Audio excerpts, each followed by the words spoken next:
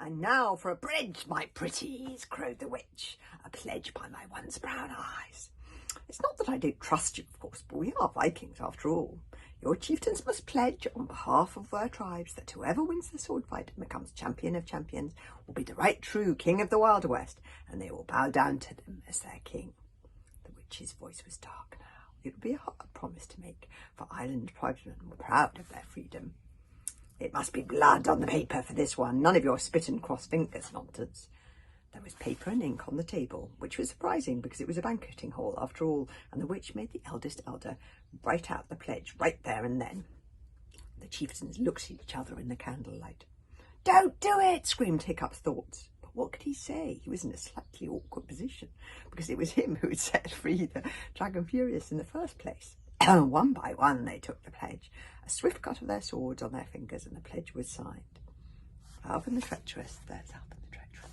Alvin the Treacherous was the last to sign. He stepped forward with his sword, the Stormblade. The witch took the blade, cut both herself and Alvin's fingers, "Ooh, this is a solemn pledge," and pressed both their hands together on the paper. Oh, that was a solemn pledge indeed, a pledge made by 18 chieftains on the top of a mountain in the dead of a winter's morning with the wind howling all around. You can't break a pledge like that. And when the chieftains had made it, they gave the paper to the eldest elder. "It's a shame that poor Plashwan can't be here," sighed Bertha sentimentally. "He'd win the sword fighting competition and be the champion of champions so easily." This is the pledge, by the way. A pledge. "Whosoever shall win the sword fighting competition on the New Year's Day shall be the right true heir of the king of the Wild West, and I will bow down to them as the king." They've all signed it. Remember, a promise is a promise if it is made in blood.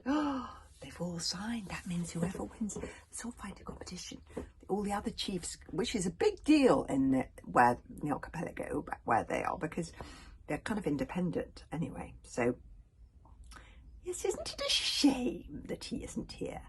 Smiled the witch. "Oh, I wonder whether she's got something to do with Flashburn disappearing.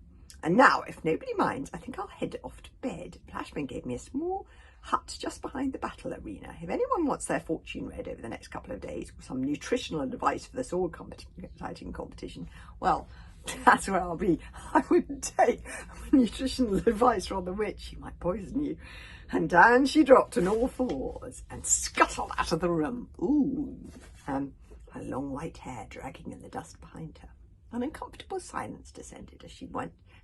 No one wanted to mention the on all fours thing, but it was a little eccentric, to say the least.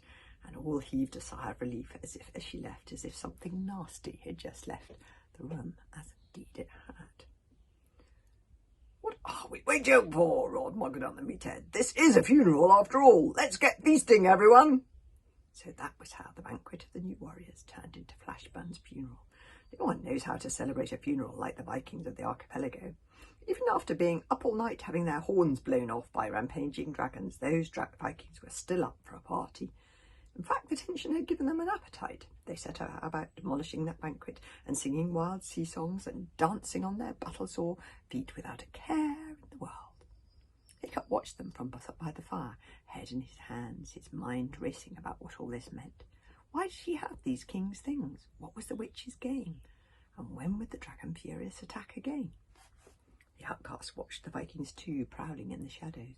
Alvin was by the door again, in his furs, tap-tap-tapping with that ivory leg, and watchful, ears down, slinking under the tables, flying at the windows.